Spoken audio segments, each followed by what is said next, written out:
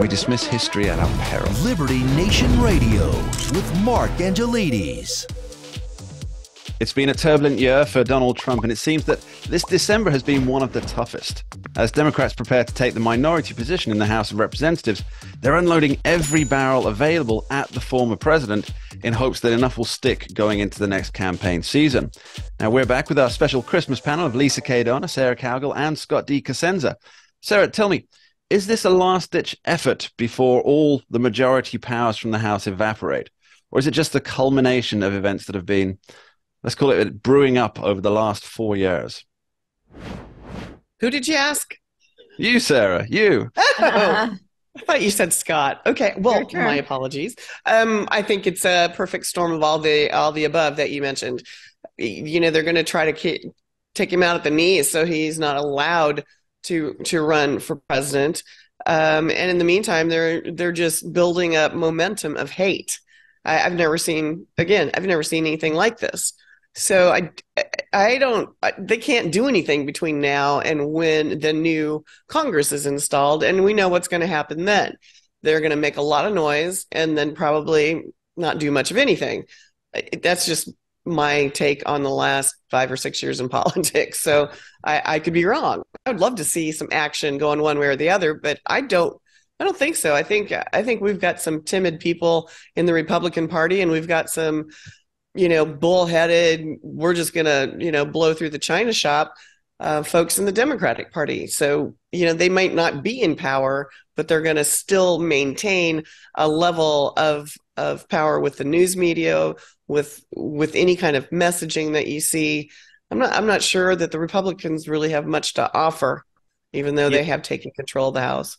It does seem there, Sarah, that what you have is a situation where the timidity of the representatives and the senators, and it's often an advantage to be in the minority party because you can scream and you can shout and you can make hay while there's no responsibility required of you. And it seems to me that the Republicans have actually done a very poor job of this over the last couple of years. Now, Scott, let's talk about these criminal referrals from the January 6th committee. And I love the fact that it's a criminal referral. And I think people take those words far too seriously, don't they? Because, for example, if I sent a letter to the Justice Department, for example, saying to, prosecute, let's say, Joe Biden for such and such crimes, wouldn't that also be called a criminal referral?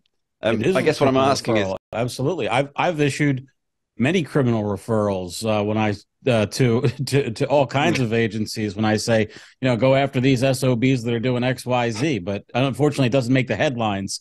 My criminal referrals, the guy at the end of the bar is making a criminal referral when he says, throw them all, bury them underneath the prison. But yeah, it's news because the people who write those headlines want it to be news. I mean, it is. I don't mean to take it away, as Lisa said. It is historic in the sense that it hasn't been done before. But it's just like why we're seeing, no news, relatively speaking, of the corruption of social media companies, and lots of news over this. It's a story that attracts both the writers and the editors, and to a large extent, their dedicated audience, I think. So you're right that this is a zero in terms of its implication for the criminal law. Like, nobody's like, some congresspersons think I should be prosecuted. That's not a thing that is happening in lawyers' offices, generally speaking.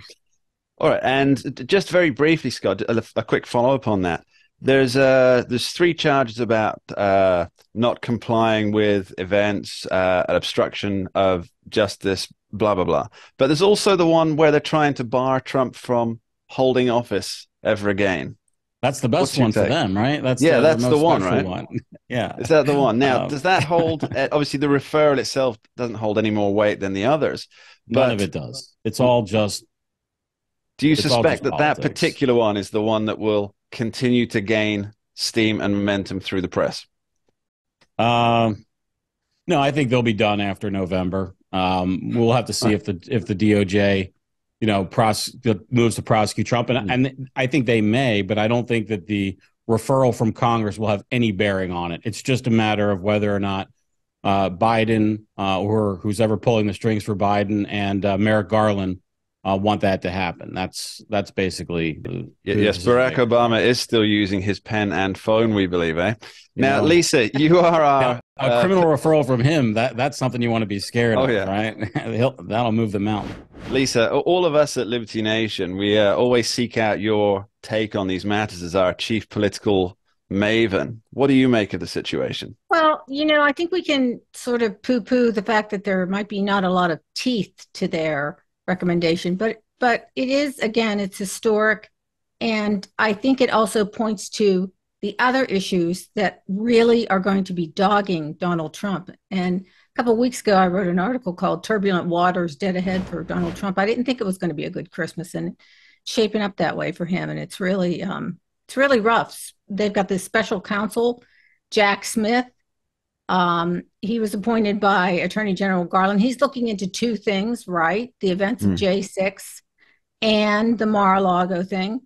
And if you look back on Jack Smith's history, he was a special counsel in the business with Virginia Governor Bob McDonnell, and that was just a horrific situation, so much so that the U.S. Supreme Court overturned the conviction that Smith got. So that's real trouble.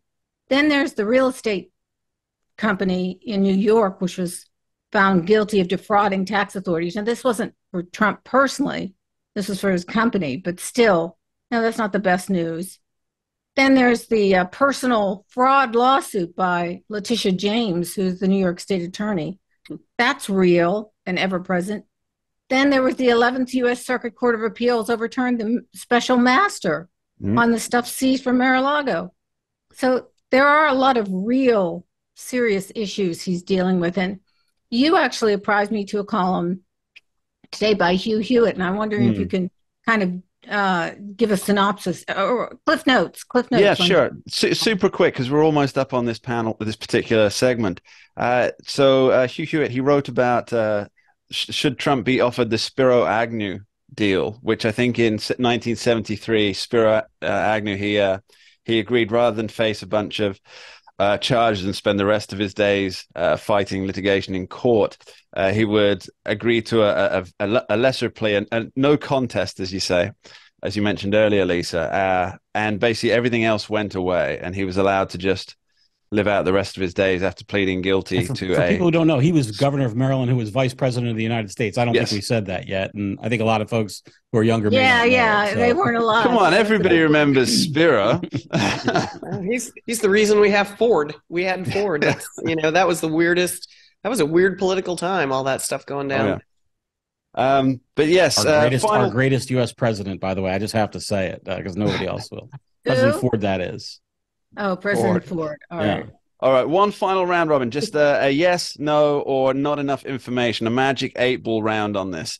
Are the troubles that Donald Trump is facing right now, will they impact his electability factor with his base? Scott? Maybe not the super hyper dense, no light can escape core of the base, probably no, but the more outer rings, which he needs to win, yes, they have and already have. I think that sufficient quantities of those have already moved to DeSantis, and I think that it's all over but the crying for Trump's presidential aspirations. Sarah, quick one from you. I agree 100% with Scott. Trump's base is still solid and still fighting for him. But people around the fringes or just involved in the Republican Party are going, okay, but we need to elect somebody. We can't, just because we love the guy doesn't mean that he can be elected. And I think that's going to hinder people right there. And final word from you, Lisa. All right, give me the question again. I want to hear the specific question. Will all these troubles that Donald Trump is facing with his base, will this hurt his electability? Hinder it, or not enough information? With his base? With his base. Absolutely not. It won't change. It won't change the minds of Trump supporters whatsoever. I think his base is solid. I think I agree with Lisa on that one. Guys, we'll be right back. After this short break, we're coming back with our special Christmas panel discussing Christmas hangovers. Don't go anywhere. We dismiss history at our peril. Liberty Nation Radio with Mark Angelides. Entertaining, informative, and just plain fun.